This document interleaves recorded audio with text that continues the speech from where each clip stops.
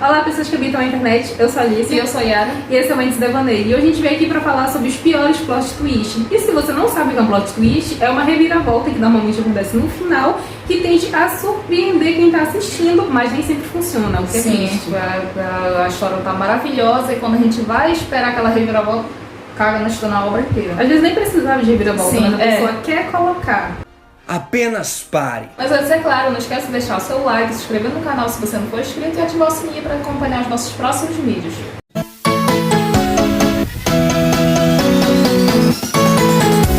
E o nosso primeiro filme da lista é Homem de Ferro 3, que foi lançado em 2013. E desde o primeiro filme, Homem de Ferro, que foi lançado em 2008, ainda é considerado um dos melhores filmes da Marvel, justamente porque ele deu mais visibilidade para esses filmes. Ele que, de certa forma, abriu portas para esse universo cinematográfico da Marvel.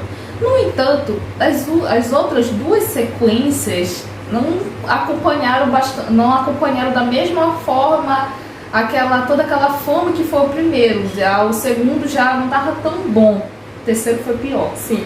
Justamente porque, cara, o terceiro parece mais uma história de policial, aquela onda que era para ser mais investigativo, um suspense criado, e perdeu toda aquela parte em que o herói tá contra o vilão. Claro que tem uma história por trás ou outra no suspense, é legal, só que aqui foi muito chato, ficou muito estranho, e eu fui muito estranho. E aí, o filme que já não estava bom, já estava se desenrolando de uma forma bem ruim, ainda veio com um plot final muito horrível, um plot twist muito horroroso. Porque nesse filme, a gente tem o vilão, que é o Mandarim, que nos quadrinhos é um dos maiores adversários do Homem de Ferro. Todo mundo ficou animado com isso, ver o desenvolvimento dele e tudo que ele ia tramar, todo o sacrifício que o Homem de Ferro ia ter que fazer, para no final a gente ver que o Mandarim não era o Mandarim. Era só um cara se passando por Mandarim. E tudo foi uma farsa, tudo aquilo que a gente acompanhou, aquelas horas perdidas, não valeram de nada. E o verdadeiro, de certa forma, o Mandarim não deu aquele ar daquele personagem que de certa forma é considerado um dos maiores inimigos. Eu não lembro se ele apareceu. Ele apareceu. Eu não lembro. Ele é aquele cara lá, loiro, que tava com fogo dentro dele. Ai meu Deus, eu tinha até esquecido dessa parte. Eu só lembrava daquele velho lá se passando por Mandarim. E parece que ele vai aparecer agora no Shang-Chi e a Lenda dos 10 Anéis. Parece que tem a ver com o Mandarim, porque ele usa esses 10 Anéis. E eu acho que vai ser uma coisa bem melhor abordada do que o Nome de Ferro, que foi mais desastre total. Vai ser mais séria. Mais séria? Não é que dizer que não era séria, não foi bem desenvolvida. Não foi bem desenvolvido, foi chato, foi estressante. E o final foi ridículo, medíocre. I don't have the face. I'm an actor. You got a minute to live. Fill it with words. Just a role. The Mandarin. See, it's not real. E o nosso próximo filme é Vidro, que foi lançado em 2019.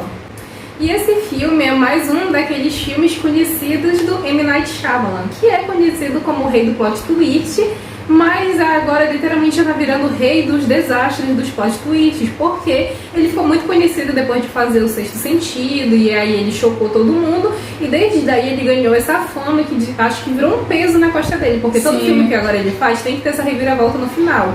Por favor, desista. Em 2016 a gente teve Fragmentado, que foi um filme ótimo, muito maravilhoso, atuado pelo James McAvoy como protagonista, que ele apresenta um personagem que ele tem a mente fragmentada, onde ele sofre de múltipla personalidade e várias delas, não só uma, são totalmente perturbadas. E a gente vai acompanhar a narrativa desse garoto, de umas meninas que ele sequestra, tudo que vai acontecer. Foi um filme que estava fechadinho, redondo, muito bom. E aí, lá no final, a gente vê, numa cena pós-crédito, que esse filme ele faz parte do mundo do Corpo Fechado, que é um filme que foi lançado em 2000 também pelo M. Night Shyamalan, que também era outro filme que estava muito fechadinho no seu mundo lá, mas era sequência um do outro. E aí em 2019 veio O Vidro, que terminaria essa trilogia, que era um filme que tem um roteiro furado, ele é mal das pernas, tudo muito mal feito, uma coisa que não estava aos pés dos outros dois. E aí, pra fechar com chave de merda, veio o plot twist, que o Senhor Vidro, que era um dos vilões de lá, e ele tinha conseguido filmar tudo que tinha acontecido, e aí ele ia expor para o mundo tudo que tinha acontecido, era plano dele, e tinha uma mulher lá que estava acompanhando eles quando eles foram para a psiquiatra, que a gente descobre que ela fazia parte da Ordem, que é tipo uma sociedade secreta que desde muito antigamente era responsável por acabar com esses humanos que tinham, digamos, superpoderes para manter a sociedade em paz, que foi só uma coisa jogada assim, nada explicado, ela só existiu porque o diretor quis, e foi uma coisa horrível, estragou o que já estava ruim. Porque a coisa que a gente gosta bastante do primeiro e do segundo filme, mas o terceiro filme deu aquela sensação de que parece que foi tudo muito jogado, não parecia que estava tudo conectado da forma que deveria. Coincidência? Acho que não! Os três personagens, que é o David, o Elijah e o Kevin, eles são, de certa forma, personagens bons, que poderiam ter, que apresentam uma mentalidade que tentar abordar cada um deles seria bastante interessante. O Elijah daqui, ele é um cara extremamente inteligente, ainda tem essa força sobrenatural do David, ainda tinha essas personalidades do Kevin, que todos esses três personagens seriam ótimos, e pra mim, eu acho que se eles estivessem, de certa forma, conectados numa forma bastante sutil e que não fosse essa... O terceiro, pra mim, parece que foi muito jogado, foi muito mostrado, acabou com suspense. O plot twist, pra mim, não teve significado, não parece, deu aquele mais ar ainda de que... E já me fez gostar menos de uma personagem que existia, porque pra mim ela era muito significante. Sim. Aí foi no final ela fazer parte dessa ordem, teve a morte de uma pessoa lá no final. Eu fiquei puta com aquilo. Eu fiquei com desgosto, eu falei porque eu perdi meu tempo com isso, eu devia ter parado em Fragmentado. Lost their perspective. E agora a gente vai passar Crepúsculo, que é Amanhecer Parte 2. E os últimos dois filmes da saga Crepúsculo, que é a Amanhecer Parte 1 e Parte 2, de certa forma saíram um pouco aquele romance meio dark, agora para abordar um suspense, uma ação, destoando totalmente dos outros três filmes. E a gente vai acompanhar o Herbert e a Bella junto com a família, uma alcateia de lobos, outros vampiros que pegaram não sei lá de onde, e se juntaram para ir contra os voltores que queriam matar essa filha dele, justamente para tentar restabelecer essa ordem que ela significava a destruição por completo. E então essa narrativa de que esse seria interessante, porque a saga Crepúsculo, de certa forma, ela é cheia de problemas e cheia de pontos baixos e insignificantes, que esse daqui foi pior ainda. O plot twist daqui, que foi criado pelo roteirista, teve a ideia de sair um pouquinho dos livros, que foi a única parte que saiu, que não está totalmente no livro. Ele decidiu, de certa forma, desenvolver melhor essa parte, que deu uma certa agonia lá na hora, porque ninguém esperava por isso, mas eu acho que se olhar por um lado, deveria ter acontecido mesmo. Eu acho que seria bem mais autêntico, causaria mais impacto do que literalmente, gente, pessoas não tiveram a coragem de fazer isso e no final eles não tiveram.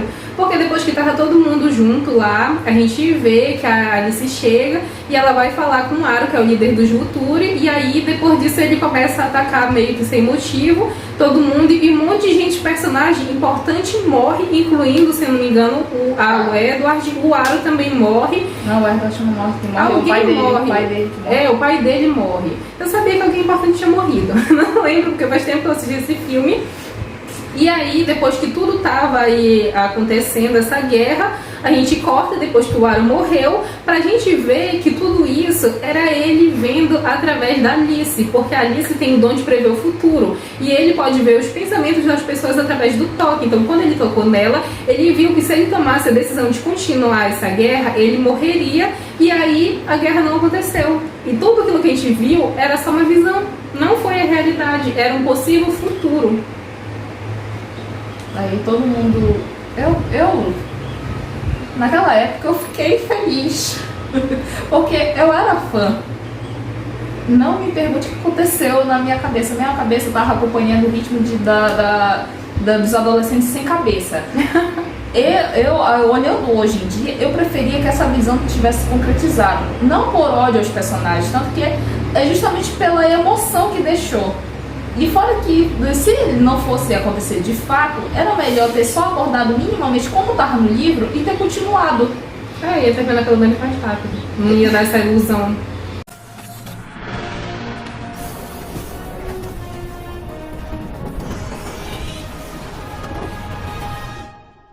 Vou jogar fogo. E o nosso próximo filme é Planeta dos Macacos, foi lançado em 2001. E aqui a gente vai acompanhar um clássico, que é o remake do Planeta dos Macacos, que tinha sido criada antes pelo Charlton Heston. E esse remake, que seria dirigido pelo Tim Burton, tinha muitas expectativas para ser bom, porque era o Tim Burton que ia dirigir e todo mundo estava bastante animado para receber esse filme. Só que aqui a gente vai acompanhar um pouco mais diferente da história antiga, que a gente vai ver o Léo, que é um astronauta que ele vai verificar uma tempestade magnética que está acontecendo lá perto da nave dele. Aí quando ele vai verificar, ele é sugado por essa tempestade e ele acaba indo para um planeta futurístico onde macacos dominam os humanos. Com a ajuda de uma macaca de lá, a Ari, se eu não me engano, eu não sei como se pronuncia o nome dela, porque faz tempo que eu assisti. Eles conseguem fazer uma rebelião e se revoltar contra o macaco que estava comandando todo mundo lá no planeta. E ele consegue fugir e voltar porque ele achava que era o planeta dele. Só que quando ele chega, ele vê que não é o planeta Terra como a gente imaginava que fosse, porque ele é abordado por macacos que são policiais. E quando ele vê a estátua da Abraham Lincoln, não é o Abraham Lincoln, é tipo um Abraham Lincoln macaco. E ficou um final meio confuso, meio esquisito. E por mais que se aproxime mais com o final do livro, o pessoal não gostou e ficou... Realmente eu prefiro o primeiro, que foi lançado antes. Porque tipo, parece, sei lá, que ele foi... que não era pro planeta Terra em si, mas ele foi para uma outra dimensão ou para um outro lado em que ainda continuaria invertidos, que os macacos estariam dominando os humanos. E que, ou seja, ele não está na Terra em si, mas ainda tem uma outra alternativa de que seria que ele estava na Terra, mas só que no futuro. E ficou muito confuso, ficou estranho. Não deu tanta emoção quanto foi o do antigo, em que quando o cara achou que ele estava no planeta dos macacos, na verdade ele estava na Terra mesmo. Tanto que ele só viu o futuro, ou seja, ele deu uma volta no tempo, ele viu o futuro da humanidade em que os humanos seriam escravizados pelos macacos. Daí passou toda aquela reviravolta desse daqui pra ele continuar com os macacos dominando os humanos. Sim, um final meio esquisito, meio...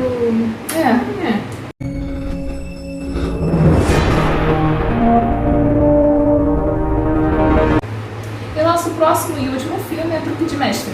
E aqui a gente acompanhava um grupo de jovens que são mágicos e eles faziam grandes truques, meio dando uma de Robin Hood, pegando dinheiro dos ricos e dando para os pobres.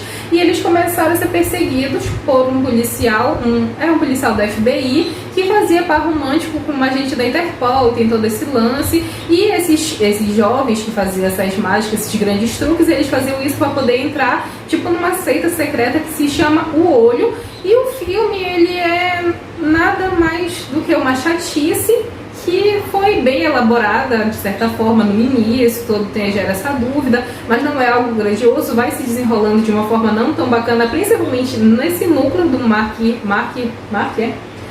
do Mark Ruffalo com essa garota aí, um monte de coisa, e no final ainda tem um plot twist bem bosta. É porque a gente vai ver que o agente lá do FBI, que é interpretado pelo Mark Ruffalo, na verdade, que ele aparentemente estava perseguindo esse grupo, ele não estava perseguindo. Ou seja, ele é o cabeça, ele é o chefe, ele que bolou todo esse plano em que todo mundo está roubando, esse grupo está roubando esses homens ricos. E tudo isso é um plano dele, justamente como uma vingança contra um banqueiro, um cara rico que fabricava cofres e na época em que o pai dele trabalhava com esses cofres porque ele era mágico, acabou sofrendo um acidente. Então ele de certa forma bolou todo esse plano, tudo isso para uma vingança pessoal. Uma vingança pessoal dele. Eu falando assim parece mais ridículo do que assistir. E se fosse um outro ator, isso seria ridículo. Mas a gente olha para o Mark Ruffalo e consegue ver ele como um cara brilhante que bolaria todo esse plano e arrasaria sendo o mestre de todos lá, enganando todo mundo, arrasando e tudo maravilhosamente, parecendo um espião. E não dá de engolir isso. Eu aceitava ser o Morgan Freeman. É verdade. Mas lá ele foi enganado. O que é pior, enganaram o Morgan Freeman no filme. Não faz sentido, tipo, bolar tudo aquilo. Poderia continuar com a perseguição? Poderia. Talvez ainda assim não daria tanta emoção, porque na verdade aqui a emoção foi negativa.